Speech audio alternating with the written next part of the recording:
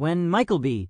Jordan stepped onto the court wearing a hoodie low over his eyes and a pair of worn sneakers that had clearly seen better days.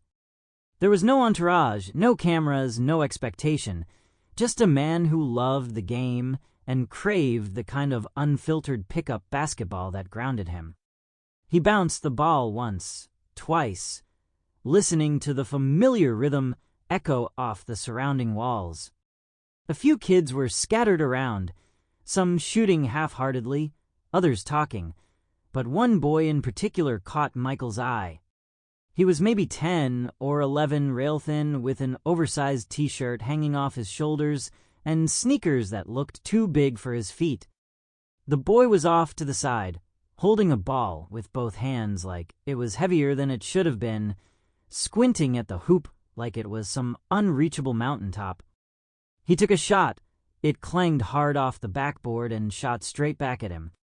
No arc, no finesse, just raw frustration in every movement.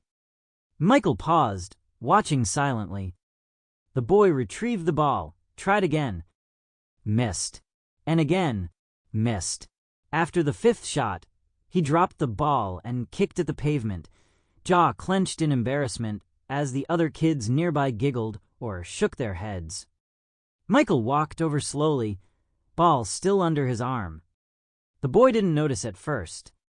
He was too wrapped in his own disappointment, too focused on the failure that felt personal.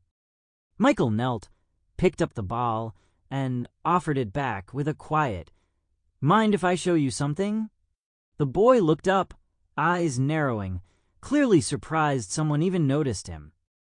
"Who are you?" he asked defensively, though there was a flicker of curiosity behind the question. "Just a guy who loves basketball," Michael said with a small grin, crouching down to the boy's level. "Looks like you're trying. That's more than most." The boy hesitated, then took the ball. "I'm no good," he muttered. "They all say it. I just can't shoot."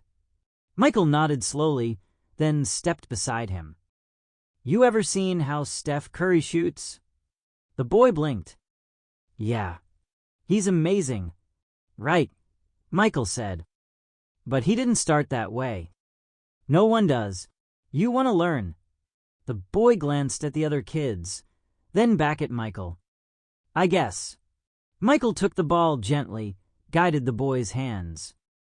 "Basketball's not just about strength. It's about feel, about rhythm. You don't need to push it. You guide it. Watch." He demonstrated a soft shot, the ball arcing cleanly and sinking through the net without even brushing the rim. The boy's eyes widened. "Your turn." It took a few tries, and each time the ball missed, Michael didn't flinch or scold. He just adjusted the boy's hands, showed him how to balance on the balls of his feet, reminded him to breathe. Bit by bit, the shot started to change. It was still awkward, still off, but it had shape now. Intention. Michael watched the boy's concentration tighten, and when the first shot finally went in, bouncing gently off the rim before dropping through the net, the boy's entire face lit up like someone had turned on a light inside him. "I made it," he said, half shouting, looking around like he needed someone else to confirm it. Michael nodded, grinning. "Told you. You just needed someone to show you how." For the next hour, they worked together. The other kids started noticing. Some even paused their own games to watch. The boy got more comfortable, started asking questions, trying different angles. With each shot that landed, his confidence grew. Michael never pushed, never made it about himself. It wasn't a performance, it was a moment. A real one. As the sky deepened into dusk and the court lights flickered on, Michael stepped back, letting the boy take a final shot on his own. The ball flew with surprising grace and dropped clean through. The boy looked back at Michael, smiling in a way that wasn't just joy, it was pride, the kind that comes from surprising even yourself. "What's your name?" Michael asked, reaching out his hand. "Eli," the boy said, shaking it. His grip was still small but firm.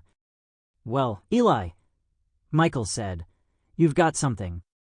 Don't forget that." And just like that, he turned and started walking off the court. No big goodbye, no dramatic exit. But Eli watched him the whole way, gripping the ball tighter, eyes shining with the kind of awe you only feel when you realize the impossible just got a little closer. Eli stood still for a moment, gripping the ball, his mind racing. Something about the way the man moved, the way he shot, the sound of his voice, it was all starting to click. He tilted his head, studying Michael's face with growing curiosity, and then his eyes went wide. Wait, are you Michael B. Jordan?" he asked, his voice cracking slightly with disbelief.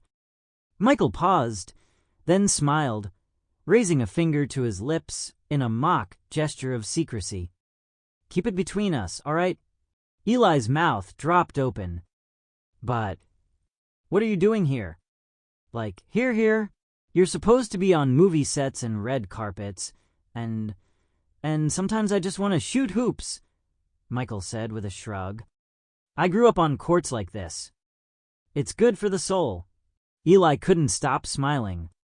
He looked around, then back at Michael. "I can't believe this. You're really him. My dad's always watching your movies. And Creed's like my favorite ever." Michael chuckled. "You like Creed?" Eli nodded furiously. "Yeah, you were a beast. And you trained like crazy. You really fought in some of those scenes, right?" "I did," Michael replied, then reached out to ruffle Eli's hair. "But between you and me, I think what you're doing right now, learning something hard, not giving up, that's tougher than anything I did in that ring." Eli beamed, and Michael's voice turned more serious but still gentle. "You want to really learn how to play? You mean like, for real?" "For real," Michael said. "Let me teach you." And so they stayed. Day after day, Michael would show up in the evenings, just as the sun started to dip, and Eli would already be there, waiting with a ball under his arm and a look of focus on his face. Michael started with the basics: footwork, grip, shooting form. He made it fun, but he didn't let Eli slack. "No shortcuts," he'd say. "Respect the work." And Eli did. He practiced every day, even when Michael wasn't there. He'd stay late on the court, rehearsing his shots, his dribbles, the moves Michael taught him. The other kids began to notice. They stopped teasing him. They started watching. Michael taught him more advanced things over time: how to read a defender, how to pass smart, how to keep his balance under pressure. He let Eli fail, but never without support. Each miss was followed by encouragement, each success by a calm nod that meant more than shouting ever could. And Eli got better. Not just better, he got sharp. Confident, precise. One evening, a group of older teens came to the court. They were regulars, tough, fast, and cocky. They saw Michael, and their energy shifted. Some recognized him, but none dared approach like fans. They were here to play, and so was he. Michael looked over and gave them a nod. "You guys up for a game?" The tallest one, a guy named Rico, grinned. "You want in?" "Sure, let's run it." Teams formed quickly. Michael was picked first, obviously. Eli stood to the side, watching closely, still bouncing his ball, biting his lip. He wanted in, badly. As the teams warmed up, Eli stepped forward, heart pounding. "Can I play?" he asked. Rico looked at him, smirked. "Kid, we're not running drills. This is real." Another player laughed. "Yeah, we don't want to babysit." Eli felt his cheeks burn, his fingers tighten on the ball. Before he could say anything, Michael stepped in. "He plays with me," he said calmly. The group hesitated.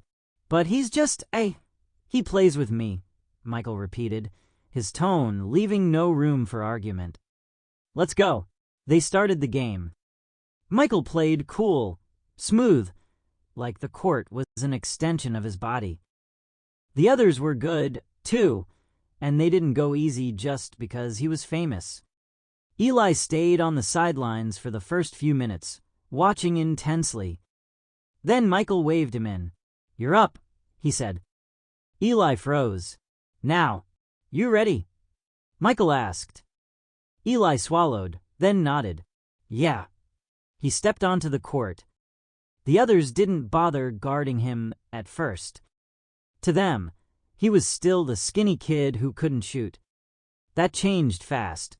Michael passed him the ball. Eli didn't hesitate. He stepped back just beyond the arc, aimed, and launched. Swish. Clean. The court went silent for a second. Then someone shouted, "Yo, did you see that?" The ball came back to him a minute later. Another shot. Another swish. He moved like he belonged now, dodging defenders, making smart passes, setting screens. He wasn't flashy, but he was solid. Every time he moved, you could see Michael's teaching in the way he played. Confidence, patience, control. On one play, Michael dribbled down the left side, saw Eli open on the wing, and without looking, flung a no-look pass across the court. Eli caught it, set his feet, and took the shot. Long distance. Perfect form. The ball flew through the air and dropped into the net with that crisp sound that echoed like a celebration. The whole court erupted. Even the guys who doubted him were hollering now, slapping his back, shaking their heads. "What the hell, kid?" someone laughed. "You've been hiding that." Eli turned to Michael, his face lit up with adrenaline and joy, eyes shining with disbelief at himself. Michael just smiled and clapped once. "Told you," he said. "You just needed someone to show you how." The sun had dropped low enough that the court lights glowed overhead, buzzing faintly as they cast golden beams onto the blacktop, giving the whole place a quiet, electric energy. The game was close, tied at 19, next point wins. Everyone was sweating locked in, breathing heavy, and Michael had the ball at the top of the key. The defenders closed in fast, not wanting to give him an inch, and that's when he called it. "Eli, come here." The boy blinked, surprised. He had been playing earlier in the game, sure, but now, with everything on the line. "You sure?" he whispered as he jogged over, his voice trembling with nerves. Michael handed him the ball. "I'm sure," he said without hesitation. "Take the shot." Eli stared down at the ball in his hands, then looked up at the basket. He was way out, deep range, farther than he'd ever really shot in a real game. The defenders didn't even press him hard, one of them waving a hand, dismissively, scoffing. "He's not hitting that." The other smirked. "Let him try. Let's end this." Eli felt his heart thudding so loudly it was the only sound he could hear. For a second, doubt tried to creep in, whispering all the things he used to believe about himself, that he couldn't do it, that he wasn't good enough, that this wasn't his place. But then he saw Michael watching him, steady, calm, eyes locked on him with complete faith, and it silenced every negative voice that had ever taken root inside. Eli took a deep breath, stepped into position, bent his knees just like he'd practiced 1,000 times, and let the ball fly. The world slowed down. The ball spun through the air, perfect rotation. Sailing high in a clean arc, it felt like everything stopped for a second. No sounds, no motion, just that single moment of pure focus. And then it dropped. Swish. Nothing but net. The place erupted. Shouts, screams, laughter, disbelief. Kids ran across the court with their hands on their heads, yelling things like, "No way!" and "Did you see that?" Rico stared at Eli like he'd just seen a ghost. while someone else actually dropped to the ground in mock shock, yelling, "How? How?" Eli stood frozen for a second, eyes wide, mouth slightly open, before the realization hit him like a wave. He did it. He really did it. And then Michael was next to him, grabbing him in a bear hug, spinning him once before setting him down. "That's what I'm talking about," Michael shouted, laughing. "You believed. You didn't hesitate." Eli looked up at him, breathing hard, adrenaline rushing through every inch of his body. "I didn't think. I just did what you taught me." Michael knelt to meet his eyes. "And that's what it means to trust your training. You earned that shot. That wasn't luck. That was work." From that day on, everything changed. Eli wasn't just the skinny kid with oversized sneakers anymore. He was part of the game, a real part. Whenever pickup games happened, people called his name first. "We got Eli. Eli, you on our team?" No one laughed anymore. No one doubted him. He didn't always hit every shot, of course, and sometimes he still got beat on defense or lost his rhythm. But now he had respect. Now he had a place. More than that, he had confidence. Not the fake kind that fades under pressure, but the real kind that grows from failure, persistence, and guidance. He kept practicing every day, and Michael still showed up when he could, always checking in, always pushing him gently to go further, to keep building his game. They developed a quiet bond, one built not just on basketball, but on trust, resilience, and gratitude. One night, a few weeks later, Eli stayed late after a game, sitting on the bench with a water bottle in hand, watching the empty court under the lights. Michael sat down beside him. "You did good today," he said. Eli nodded slowly.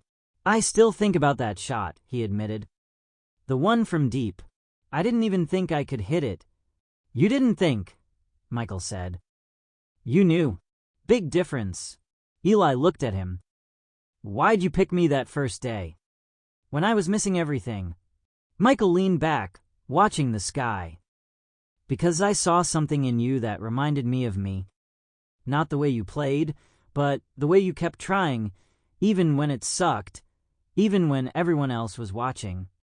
That takes guts." Eli stayed quiet, taking that in. Then he smiled. "Thanks for not walking away." Michael looked at him and smiled back. "Thanks for not giving up." From that point on, Eli made it his mission not just to play well, but to help others the way Michael helped him. He started showing younger kids how to shoot, guiding their hands, telling them to keep their heads up, just like Michael had done. And every time he heard someone say, "I'm no good," he smiled and replied, "You just need someone to show you how."